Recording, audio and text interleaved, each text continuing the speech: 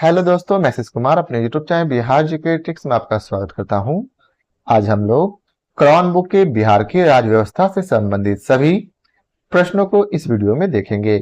तो यदि आप लोगों ने अब तक हमारा चैनल सब्सक्राइब नहीं किया है तो इसे सब्सक्राइब कर लेंगे, साथ ही बेल आइकन को जरूर दबाएंगे और यदि वीडियो आपको पसंद आए तो लाइक करना न भूलें। तो आइए बिना देरी किए हुए वीडियो को स्टार्ट करते हैं। भारतीय संविधान सभा का गठन कब हुआ था? तो इसका सही उत्तर है ऑप्शन बी 1946 को। अगला प्रश्न है, भारतीय संविधान सभा की पहली बैठक कब हुई थी? तो याद रखेंगे, भारतीय संविधान सभा की पहली बैठक 9 दिसंबर 1946 को हुई थी। आपको एक प्रश्न का उत्तर हमें कमेंट करके बताना है कि भारतीय संविधान सभा की पहली बैठक के अध्यक्ष कौन थे। अगला प्रश्न है, भारतीय संविधान के निर्माण करने में कितना समय लगा था? तो याद रखेंगे, भारतीय संविधान के निर्माण करने में 2 वर्ष 11 महीने और 18 दिन लगा था। अगला प्रश्न है, भारत गणराज्य भारतीय संविधान के द्वारा प्रशासित होगी, संविधान सभा द्वारा इसकी स्वीकृति कब दी गई थी? तो याद रखेंगे, इसका सही उत्तर ऑप्शन बी 26 नवंबर 1949 को इसकी स्वीकृति दी गई थी। अगला प्रश्न है कि भारतीय संविधान में कुल कितने भाग हैं? तो याद रखेंगे, भारतीय संविधान में कुल 22 भाग है। कितने भाग है? 22 भाग। अगला प्रश्न है, भारत के संविधान का निर्माण किया गया था किसके द्वारा? तो याद रखेंगे, भारत के संविधान का निर्माण जो है संविधान सभा के द्वारा किया गया था। किसके द्वारा किया गया था? संविधान सभा के द्वारा। आप लोग प्रयास करेंगे कि सभी प्रश्नों का उत्तर एक बार कमेंट में जरूर लिखें, जिससे आपको यह अभी ही याद हो जाए और यह काफी लंबे समय तक याद रहे। अगला प्रश्न है, भारतीय संविधान लागू हुआ कब? लागू हुआ भारतीय संविधान? तो याद रखेंगे, भारतीय संविधान 26 जनवरी 1950 को लागू हुआ। अगला प्रश्न है, भारतीय संविधान लिखने वाली संविधान सभा में सदस्य थे। कितने सदस्य थे? तो याद रखेंगे, 299 सदस्य थे। अगला प्रश्न है, भारतीय संविधान में कुल कितने अनुच्छेद हैं? तो याद रखेंगे, भारतीय संविधान में कुल 395 अनुच्छेद है। कितने अनुच्छेद है? तो कुल 395 अनुच्छेद।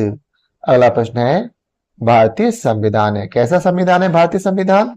तो याद रखेंगे, लचीला तथा कठोर। कैसा? लचीला तथा कठोर। अगला प्रश्न है, राज्य सरकार का प्रधान कौन होता है? तो याद रखेंगे, राज्य सरकार का प्रधान राज्यपाल होता है। कौन होता है? राज्यपाल। अब अगला प्रश्न है कि बिहार को उड़ीसा सहित बंगाल से अलग करने के बाद बिहार उड़ीसा संयुक्त प्रांत का पहला लेफ्टिनेंट गवर्नर कौन बना था? तो इसका सही उत्तर है option A sir Charles Stuart Bayley. कौन बना था? Sir Charles Stuart Bayley. राज्य सरकार की इकाइयां हैं। तो याद रखेंगे, इसका सही उत्तर है ऑप्शन डी उपयुक्त सभी। अर्थात राज्य सरकार की इकाइयां कार्यपालिका, व्यवस्थापिका और न्यायपालिका, ये तीनों हैं। अगला प्रश्न है, भारतीय संविधान का छठा भाग संबंधित है किससे?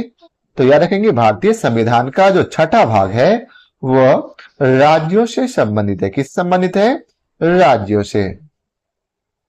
अगला प्रश्न ध्यान देंगे, तो अगला प्रश्न दिया गया है कि भारतीय संविधान के छठे भाग के अनुच्छेद 163 से 164 तक संबंधित है किससे?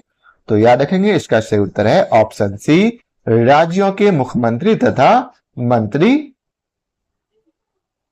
मुख्यमंत्री परिषद से संबंधित है। किससे है? तो राज्यों के मुख्यमंत्री तथा मंत्री परिषद से संबंधित है। अगला प्रश्न है कि भारतीय संविधान के छठे भाग के अनुच्छेद 153 से 162 तक संबंधित है। किससे संबंधित है? तो याद रखेंगे, इसका सही उत्तर है राज्यों के राज्यपाल से यह संबंधित है। अगला प्रश्न है, भारतीय संविधान के छठे भाग के अनुच्छेद 166 संबंधित है किससे? तो याद रखेंगे, इसका सही उत्तर ऑप्शन सी राज्यों की सरकार संचालन से यह संबंधित है।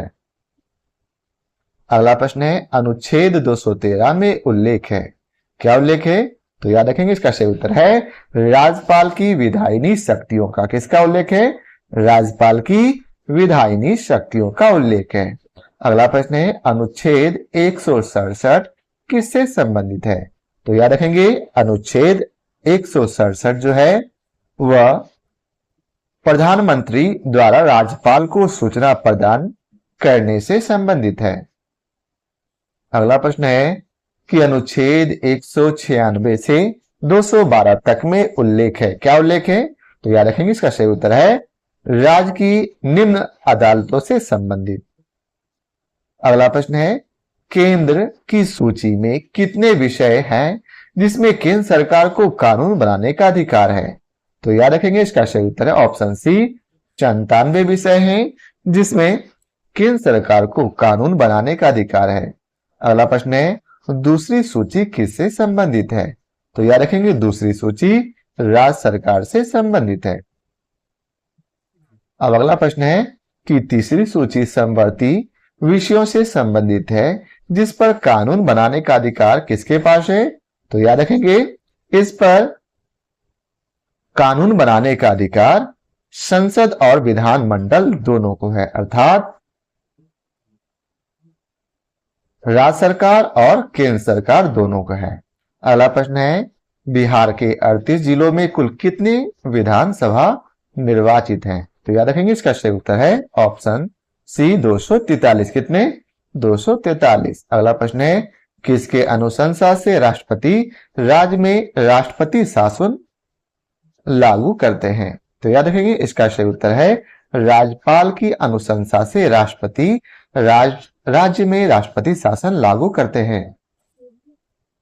अगला प्रश्न है राज्य के राज्यपाल संविधान के किस अनुच्छेद के तहत राज्य के राष्ट्रपति के प्रतिनिधि के रूप में राज्य का संचालन करते हैं?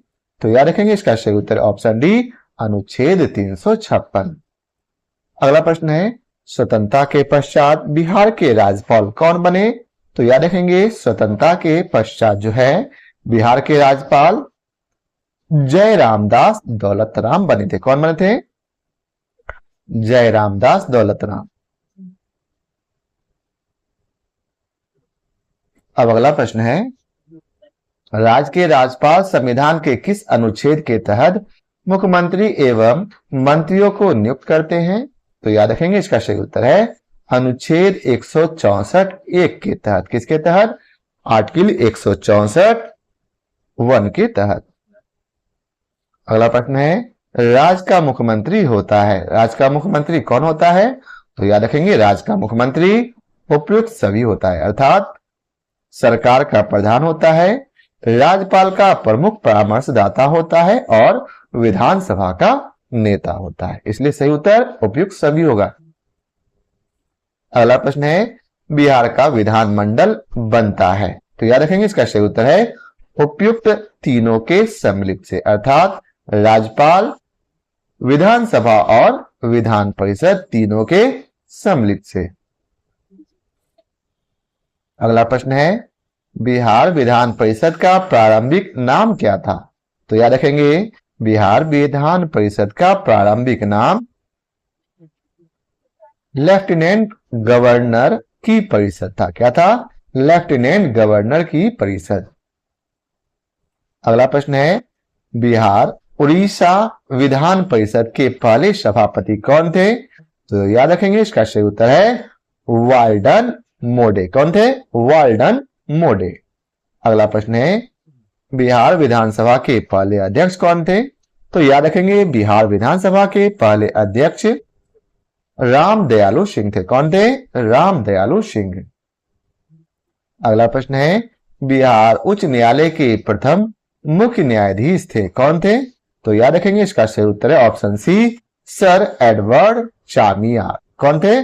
Sir Edward Chamier. अगला प्रश्न है उच्च न्यायालय को संविधान के किस अनुच्छेद के तहत अधीनस्थ न्यायालयों और न्यायाधिकरणों पर अधीक्षण का अधिकार होता है? तो इसका सही उत्तर है ऑप्शन ए अनुच्छेद 227। कितना? आर्टिकल 227। अगला प्रश्न है पटना हाई कोर्ट की स्थापना अर्थात पटना उच्च न्यायालय की स्थापना कब हुई थी? तो याद रखेंगे 9 फरवरी 1916 को पटना उच्च न्यायालय की स्थापना हुई थी। आपको कमेंट करके बतलाना है कि वर्तमान में पटना हाई कोर्ट के प्रमुख जज कौन है। अगला प्रश्न है, उच्च न्यायालय को संविधान के किस अनुच्छेद के तहत अधीनस्थ न्यायालयों और न्यायाधिकरणों पर अधीक्षण का अधिकार होता है? तो याद रखेंगे अनुच्छेद 315 के तहत। अगला प्रश्न है, राज्य का राज्यपाल संविधान के किस अनुच्छेद के तहत महाधिवक्ता को नियुक्त करता है? तो इसका सही उत्तर है अनुच्छेद 165 के तहत। किसके तहत? आर्टिकल 165 के तहत। अगला प्रश्न है, राज्य की विधानसभा में कितनी संख्या से अधिक सदस्य नहीं हो सकते? तो याद रखेंगे इसका सही उत्तर है 500। कितनी? 500। अगला प्रश्न है, बिहार उड़ीसा संयुक्त प्रांत अस्तित्व में कब आया था? तो याद रखेंगे इसका सही उत्तर है 1 अप्रैल 1911 को। कब आया था? 1 अप्रैल 1911 को। अगला प्रश्न है कि संविधान में राज्य के नीति निर्देशक तत्वों को शामिल करने का उद्देश्य क्या था? तो याद रखेंगे इसका सही उत्तर है ऑप्शन सी अर्थात सामाजिक आर्थिक लोकतंत्र की स्थापना करना। अगला प्रश्न है, 73वें संविधान के बाद पंचायती राज अधिनियम सर्वप्रथम किस राज्य में लागू किया गया? तो याद रखेंगे इसका सही उत्तर है कर्नाटक में। कहा? कर्नाटक। अगला प्रश्न है, प्रत्येक विधेयक को कितनी बार वाचन के दौर से गुजरना पड़ता है? तो याद रखेंगे इसका सही उत्तर है 3 बार। कितनी बार? 3 बार। अगला प्रश्न है, किस संविधान संशोधन के द्वारा वन तथा वन प्राणी विषय समवर्ती सूची में शामिल किया गया? तो याद रखेंगे इसका सही उत्तर है 42वां संशोधन के तहत। अगला प्रश्न है, मूल अधिकारों पर आवश्यक प्रतिबंध लगाने का अधिकार किसको है? तो याद रखेंगे इसका सही उत्तर है संसद को। किसको है? संसद को। अगला प्रश्न है, निम्नलिखित में से कौन सा विषय राज सूची में है? तो याद रखेंगे निम्नलिखित में से जन्म एवं मृत्यु का पंजीकरण यह विषय राज सूची में है। अगला प्रश्न है, पंचायती राज प्रदान करता है? तो याद रखेंगे इसका सही उत्तर है स्थानीय स्तर पर लोकतांत्रिक प्रशासन। किसका? स्थानीय स्तर पर लोकतांत्रिक प्रशासन का। अगला प्रश्न है, किस अनुसूची के तहत राज्य विधायिका के सदस्य शपथ लेते हैं? याद रखेंगे इसका सही उत्तर है 3री अनुसूची के तहत। अब अगला प्रश्न है कि राज्य की कार्यपालिका शक्ति निहित होती है? किसमें निहित होती है? तो याद रखेंगे इसका सही उत्तर है ऑप्शन ए राज्यपाल में। किसमें? राज्यपाल में। अगला प्रश्न है, सरकार का कार्य आवंटित किए जाते हैं किसको? तो याद रखेंगे इसका सही उत्तर है विभागीय मंत्री को। किसको? विभागीय मंत्री को। अगला प्रश्न है, राज्य प्रशासन का मुख्य केंद्रीय प्रशासनिक निकाय है क्या है? तो याद रखेंगे इसका सही उत्तर है सचिवालय। अगला प्रश्न है, सचिवालय प्रमुख कौन होता है? तो याद रखेंगे सचिवालय प्रमुख मुख्य सचिव होता है। कौन होता है? मुख्य सचिव। अगला प्रश्न है कि बिहार में केंद्रीय सचिवालय की स्थापना कब हुई थी? तो याद रखेंगे इसका सही उत्तर है 1912 में बिहार में केंद्रीय सचिवालय की स्थापना हुई थी। अगला प्रश्न है कि राज्य में पुलिस प्रशासन का प्रमुख कौन होता है? तो याद रखेंगे आरक्षी पुलिस महानिर्देशक होता है। कौन होता है? आरक्षी पुलिस महानिर्देशक। अगला प्रश्न है, प्रशासनिक दृष्टि से बिहार को कितने प्रमंडलों में विभाजित किया गया? तो याद रखेंगे इसका सही उत्तर है ऑप्शन बी 9 प्रमंडलों में। कितने प्रमंडलों में? 9 प्रमंडलों में। अगला प्रश्न है, बिहार में कुल कितने अनुमंडल हैं? तो याद रखेंगे बिहार में कुल 101 अनुमंडल है। कितने? 101 अनुमंडल। अगला प्रश्न है, सर्किल अधिकारी अर्थात सीओ का कार्य क्या है? तो इसका सही उत्तर है उपयुक्त सभी कार्य, अर्थात भू राजस्व संबंधी कार्य हैं, भू रिकॉर्ड रखने संबंधी कार्य हैं और अधिग्रहित भूमि की सुरक्षा करना कार्य है। अगला प्रश्न है कि बिहार में सबसे निचले स्तर पर प्रशासनिक इकाई है, तो याद रखेंगे इसका सही उत्तर है ग्राम पंचायत। कौन सा? ग्राम पंचायत। अगला प्रश्न है बिहार में कितने ग्राम पंचायतें हैं, तो याद रखेंगे कि बिहार में 8,474 ग्राम पंचायतें हैं। अगला प्रश्न है बिहार में आधुनिक स्थानीय प्रशासन की व्यवस्था प्रारंभ हुई थी कब से, तो याद रखेंगे इसका सही उत्तर है नगर पालिका से। कहां से? नगर पालिका से। अगला प्रश्न है बिहार नगर पालिका अधिनियम लागू कब हुआ था, तो याद रखेंगे बिहार नगर पालिका अधिनियम 1992 को लागू हुआ था। कब हुआ था? 1992 को। अगला प्रश्न है बिहार में कितने नगर निगम हैं, तो याद रखेंगे कुल बिहार में 13 नगर निगम है। कितने? 13। अगला प्रश्न है कि कितने जनसंख्या वाले नगर में नगर पालिका स्थापित किए जाते हैं, तो याद रखेंगे इसका सही उत्तर है 1 लाख से अधिक जनसंख्या वाले नगर में नगर पालिका स्थापित किए जाते हैं।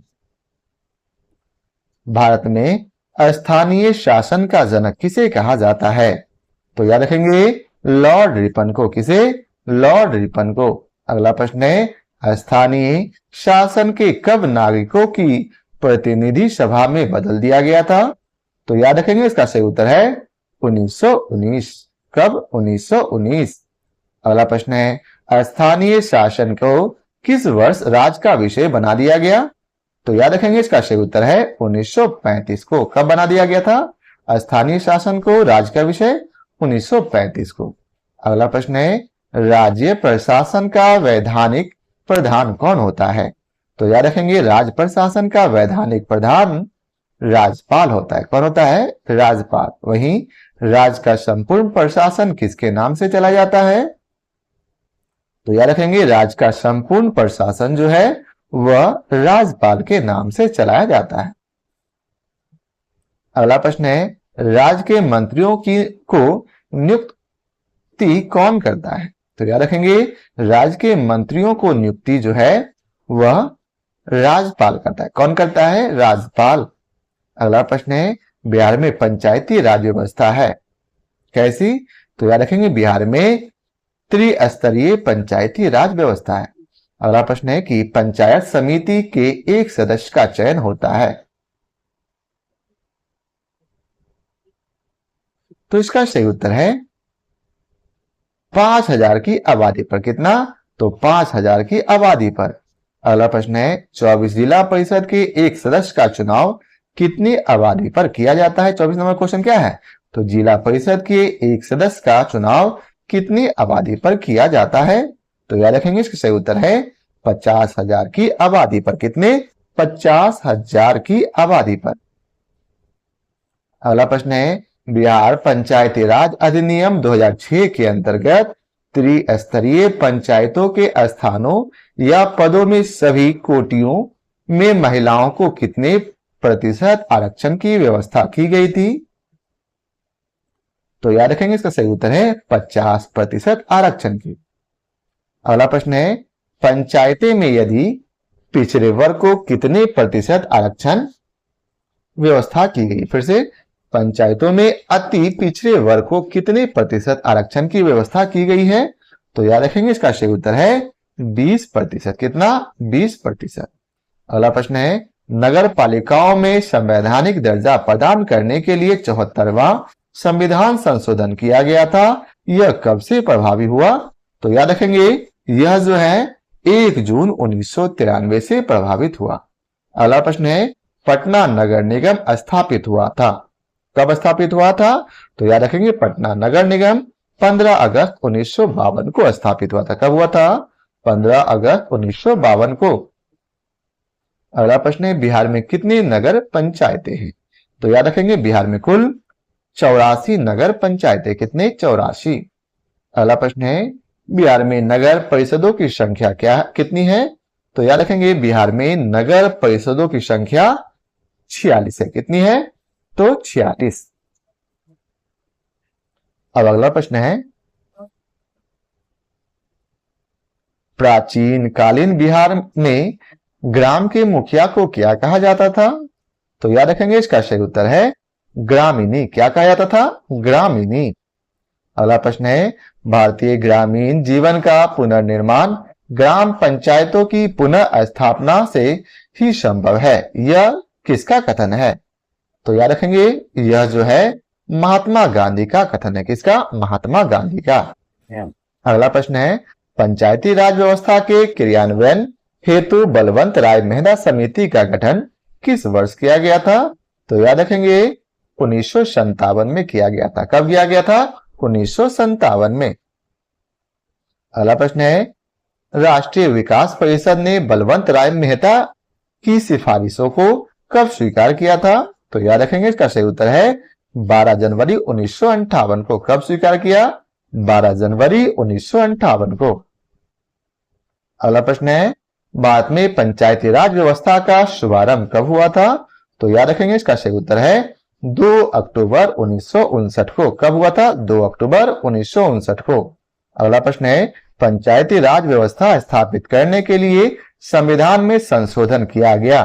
कौन सा संविधान संशोधन किया गया? तो याद रखिएगा, इसका सही उत्तर है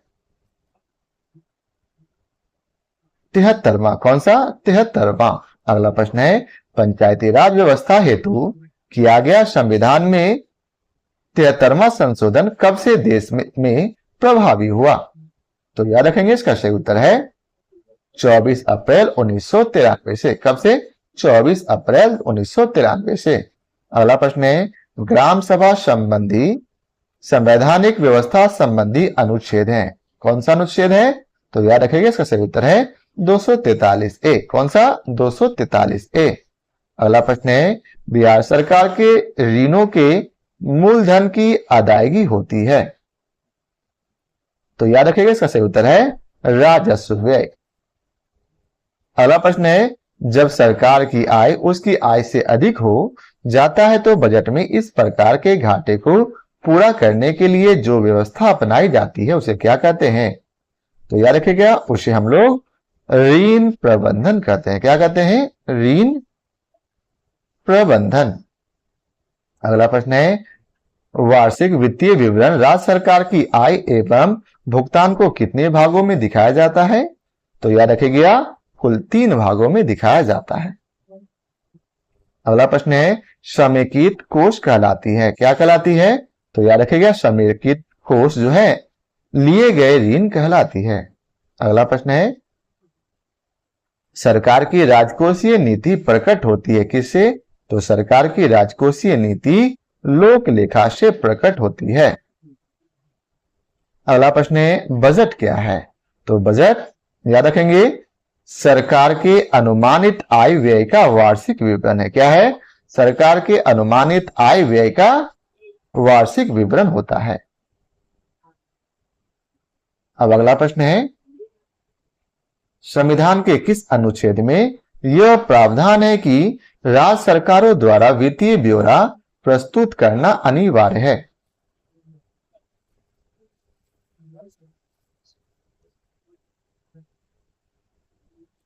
तो याद रखेंगे, इसका सही उत्तर है ऑप्शन ए, अनुच्छेद 202। कौन सा? आर्टिकल 202। अगला प्रश्न है, राज्य सरकार के द्वारा प्राप्त समस्त राजस्व इसके द्वारा प्राप्त सारे ऋण और ऋण अदायगी के रूप में प्राप्त सारी रकम को किस निधि में रखा जाता है? तो याद रखेगा, संचित निधि में। किसमें? संचित निधि में। अगला प्रश्न है, संविधान के किस अनुच्छेद के तहत प्रत्येक वित्त वर्ष के लिए राज्य सरकार की अनुमानित आय एवं व्यय का विवरण विधानसभा में प्रस्तुत करना होता है? तो याद रखेगा, इसका सही उत्तर है अनुच्छेद 202। कौन सा? आर्टिकल 202। अगला प्रश्न है, संविधान के किस अनुच्छेद के तहत राज्य सरकार द्वारा प्राप्त सारी राशियों को लोक लेखा में रखा जाता है? तो याद रखेगा, इसका सही उत्तर है 266(2). आर्टिकल 266(2). अगला प्रश्न है, समग्र संसाधन अंतराल व्यक्त होता है? तो इसका सही उत्तर है सकल राजकोषीय घाटे के रूप में। अगला प्रश्न है 11वीं पंचवर्षीय योजना के दौरान किस राज्य की आर्थिक विकास दर सबसे अधिक रही थी? तो याद रखिएगा इसका सही उत्तर है बिहार राज्य की। किस राज्य की? बिहार राज्य की। अगला प्रश्न है राज्य सरकार की राजस्व प्राप्तियों में योगदान रहता है। तो इसका सही उत्तर है उपयुक्त सभी का, अर्थात कर राजस्व का, गैर कर राजस्व का और केंद्रीय अनुदान का। अब अगला प्रश्न है कि भारतीय संविधान के किस अनुच्छेद के तहत राज्यों को केंद्र सरकार के द्वारा उद्ग्रहित और संग्रहित कर में हिस्सा प्राप्त होता है? तो याद रखेंगे इसका सही उत्तर है अनुच्छेद 270। कौन सा? आर्टिकल 270। अगला प्रश्न है संविधान में प्रत्येक राज्य के लिए व्यवस्था की गई है। तो याद रखिएगा इसका सही उत्तर है उपयुक्त सभी, अर्थात संचित निधि का, लोक लेखा का और आकस्मिक निधि का। अगला प्रश्न है बजट के विभाजित किया जाता है। तो बजट को विभाजित किया जाता है किसमें? तो याद रखिएगा ए एवं बी दोनों में, अर्थात राजस्व खाता में और पूंजीगत खाता में। अगला प्रश्न है सरकार के व्यय को विभाजित किया जाता है। तो याद रखिएगा सरकार के व्यय को उपयुक्त सभी में विभाजित किया जाता है, अर्थात राजस्व व्यय एवं पूंजीगत व्यय में, योजना व्यय एवं गैर योजना व्यय में और विकास व्यय एवं गैर विकास व्यय में। अगला प्रश्न है करों के प्रकार है। कितने प्रकार के कर हैं? तो याद रखिएगा उपयुक्त सभी। ये सभी जो है कर के प्रकार है, अर्थात अनुपातिक या फिर प्रगतिशील कर, प्रत्यक्ष एवं अप्रत्यक्ष कर और प्रतिगामी एवं अधोगामी कर। अगला प्रश्न है बजट के प्रकार होते हैं। कितने प्रकार होते हैं? तो याद रखिएगा कि बजट के उपयुक्त सभी प्रकार हैं, अर्थात संतुलित बजट, आधिक्य बजट और घाटे क्या बजट। अगला प्रश्न है केंद्र से बिहार को कितने मिलने वाली संसाधनों में शामिल किया जा सकता है? तो इसका सही उत्तर है उपयुक्त सभी को, अर्थात केंद्रीय करों में राज्य के हिस्से को, केंद्र से सकल ऋण को और केंद्रीय सहायता अनुदान को। अगला प्रश्न है बिहार राज्य का अपना कर प्राप्तियों में सर्वाधिक योगदान रहता है। तो याद रखिएगा इसका सही उत्तर है ऑप्शन बी बिक्री, व्यापार आदि पर कर का। अगला प्रश्न है बिहार सरकार ने वित्तीय वर्ष 2008-9 से सकल राजकोषीय घाटे का सकल राज्य घरेलू उत्पाद का कितना प्रतिशत सीमा के अंदर रखने का राजकोषीय उत्तरदायित्व एवं बजट प्रबंधन अधिनियम में निर्धारित किया गया था? तो याद रखिएगा इसका सही उत्तर है ऑप्शन ए 1% का। कितना? 1% का। अगला प्रश्न है भारतीय संविधान के किस अनुच्छेद के तहत राज्यों को केंद्र से सहायता अनुदान प्राप्त होता है? तो याद रखिएगा इसका सही उत्तर ऑप्शन बी अनुच्छेद 275। कितना? आर्टिकल 275। तो यह था राज्य व्यवस्था से संबंधित सभी प्रश्न। आशा करता हूं आप लोगों को हमारी यह वीडियो पसंद आया हो। यदि आप लोगों को हमारी यह वीडियो पसंद आया हो तो इसे लाइक और शेयर जरूर करें। फिर मिलते हैं अगले पार्ट में, जिसके अंतर्गत हम लोग बिहार के भूगोल के बारे में पढ़ेंगे। तो आज के लिए बहुत बहुत धन्यवाद।